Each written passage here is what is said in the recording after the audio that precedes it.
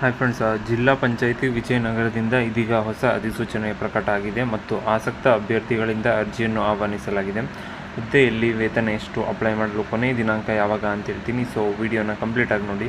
ಇನ್ನೂವರೆಗೆ ಯಾರು ನನ್ನ ಚಾನಲ್ಗೆ ಸಬ್ಸ್ಕ್ರೈಬ್ ಆಗಿಲ್ಲ, ಮುಂದೆ ಬರುವ ಎಲ್ಲ ಸರ್ಕಾರಿ ಹುದ್ದೆಗಳ ಮಾಹಿತಿಗಾಗಿ ಈ ಕೂಡಲೇ ಸಬ್ಸ್ಕ್ರೈಬ್ ಮಾಡ್ಕೊಳ್ಳಿ.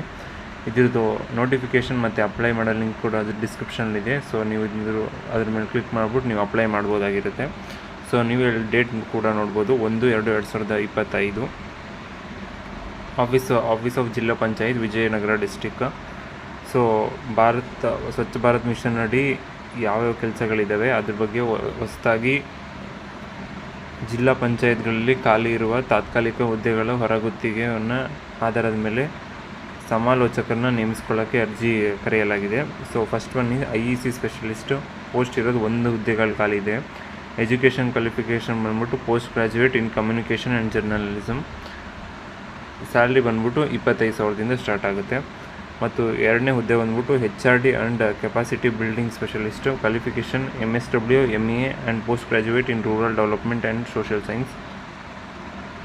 ಇದಕ್ಕೆ ಹುದ್ದೆಗೆ ಮಂತ್ಲಿ ಸ್ಯಾಲ್ರಿ 25,000ದಿಂದ ಸ್ಟಾರ್ಟ್ ಆಗುತ್ತೆ.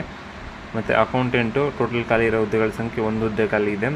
Education qualification graduate with BCom or BBM ಆಗಿದ್ರೆ ಸಾಕು, ನೀವು ಇದಕ್ಕೆ ಅಪ್ಲೈ ಮಾಡ್ಬೋದಾಗಿರುತ್ತೆ. ಸ್ಯಾಲ್ರಿ ಬಂದ್ಬಿಟ್ಟು 25,000 ಆಗಿರುತ್ತೆ. ಮತ್ತು ಡಾಟಾ ಎಂಟ್ರಿ ಆಪರೇಟರ್ 1 ಹುದ್ದೆಗಳು ಖಾಲಿ ಇದೆ. Any degree with computer knowledge and short hand typing coursing Kannada preferred.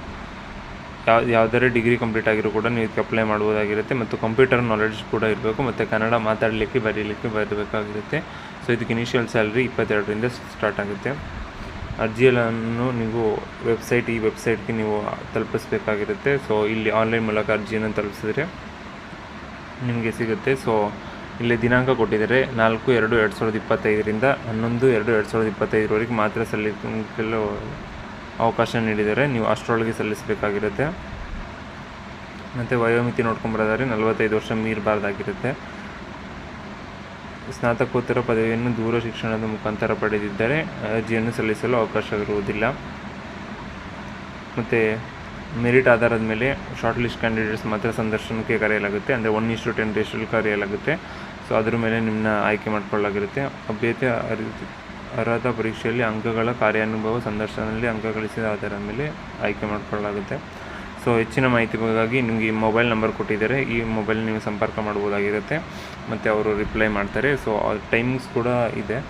ನೀವು 5 ಗಂಟೆ ಸಂಜೆ 5 ಗಂಟೆವರೆಗೂ ಕೂಡ ನಿಮಗೆ ಅವರು ಅವೈಲೇಬಲ್ ಇರ್ತಾರೆ. ಸೊ ಅಷ್ಟರಲ್ಲಿ ನೀವು ಮಾಡಬೇಕಾಗಿರುತ್ತೆ. ಸೊ ಇನ್ನೂ ಏನಾದರೆ ಇದ್ರ ಬಗ್ಗೆ ಡೌಟು ಮತ್ತು ಅಪ್ಲೈ ಮಾಡೋದು ಹೇಗೆ ಅಂತ ತಿಳಿಸ್ಬೇಕಾಗಿದ್ರೆ ನೀವು ಕಮೆಂಟ್ ಬಾಕ್ಸಲ್ಲಿ ತಿಳಿಸಿ, ನಾನು ನಿಮ್ಗೆ ಹೆಲ್ಪ್ ಮಾಡೋಕ್ಕೆ ಟ್ರೈ ಮಾಡ್ತೀನಿ.